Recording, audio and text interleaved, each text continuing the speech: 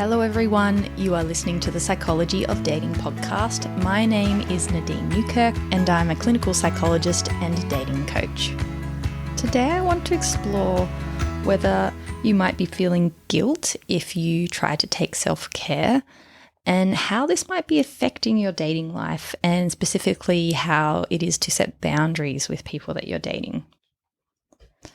Today's episode came about from me actually taking more self-care this week than I normally do. And I was reflecting how far I've come in how I used to be more self-sacrificing or focusing on other people or kind of ignoring my self-care needs, and how this has actually really helped me and my relationships, not only romantic, but friendships, family, when I really acknowledge my own self-care and don't just blindly listen to that guilt feeling that could come up.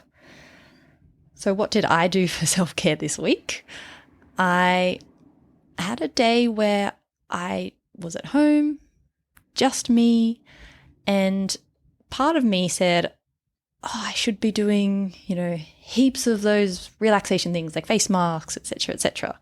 A day jam-packed with yoga and naps and all these things, that you might see on Instagram. And I realized that wasn't actually what I felt like doing that day. But I was having some internal judgments or criticisms or feeling guilt that, this isn't worthy to do on a day off. And what I really wanted to do was tick off my random to-do lists that have been sitting there for ages, and now having a toddler, it is very hard to get to. So things like I hadn't charged my noise-cancelling headphones in 4 months because the charging cord was somewhere. I knew it was maybe in 3 different locations, but it was the bottom of my list of things to do and I never got around to it. But I often listen to something just before I go to bed on my noise-cancelling headphones, or I really like to use them on a weekend day while I'm going for a walk. So it was actually quite impactful that I couldn't find this cord.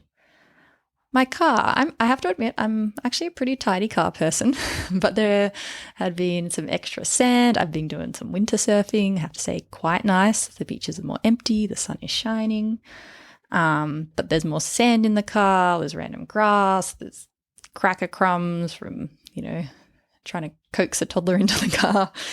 And it was dusty. It wasn't too bad, but it was getting to the point where I started to think, you know what, a clear space, clear mind, I'll just feel more zen if my car is cleaned.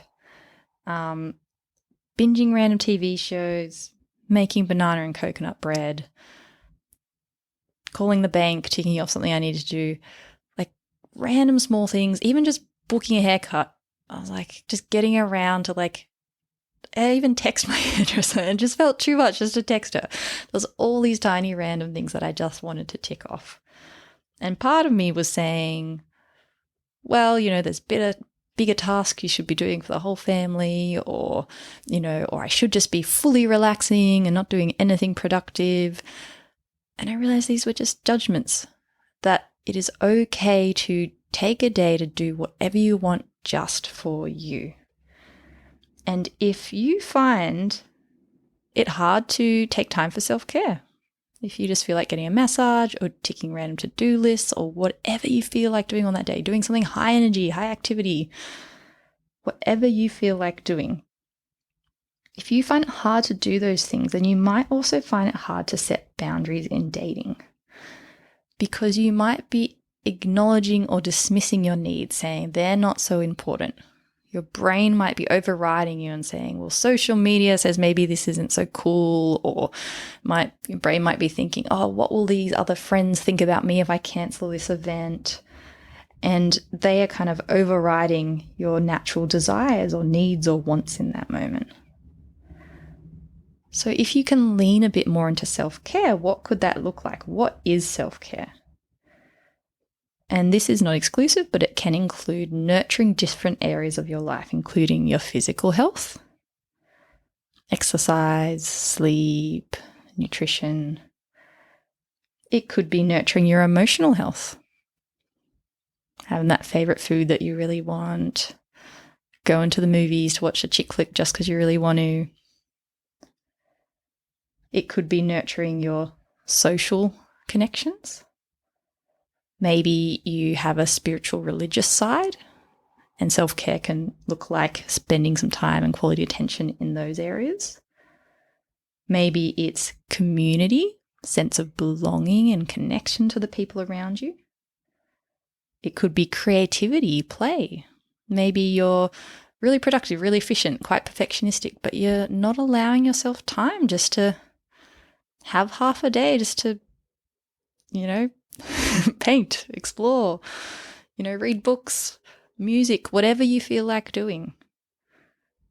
Maybe it's self-care is just about enjoying things for the sake of enjoyment, for no other reason.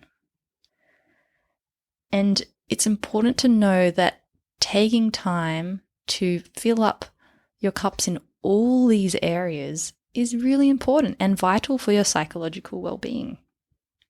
That we don't want to just only focus on one area.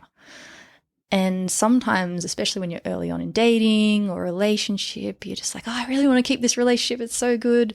And you might end up just following the other person's habits or hobbies or spending all your spare nights with them, but then not wanting to say no to friends as well, and that you're feeling burnt out socially and you're not taking time for yourself.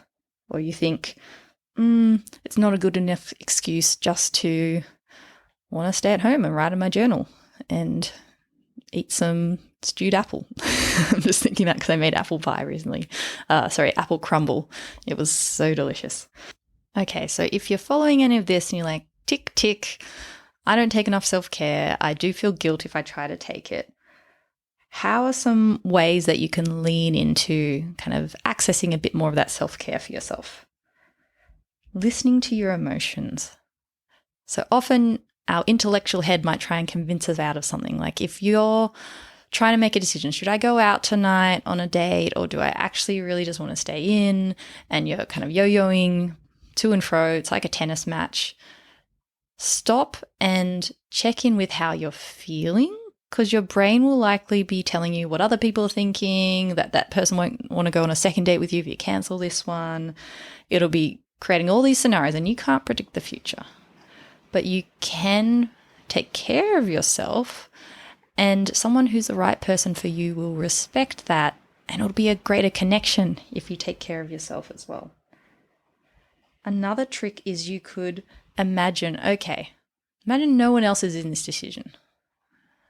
Would I want to go out tonight? Or do I'm feeling so tired from work, I've had a massive day, I really just need a bit of a break. I really just want to stay in. So asking yourself, if no one was involved, if it was just me making this decision, what would I make? And that's usually the answer of what your self-care would be. And remembering it takes practice. It's a skill.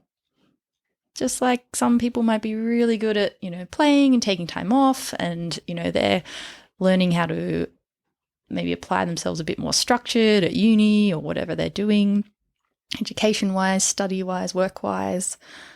And some other people might be really well rehearsed in being productive and going to work and excelling their career or things like that, and looking after other people and go, social events, and maybe not so much at taking some alone time or time for themselves.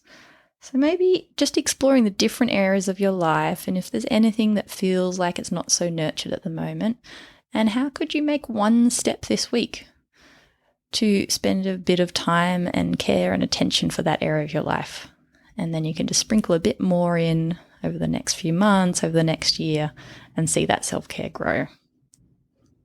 Okay, everyone, I hope you've enjoyed today's episode. If you could please like, share, or subscribe on Instagram or the podcasts, please rate them. That would be super helpful.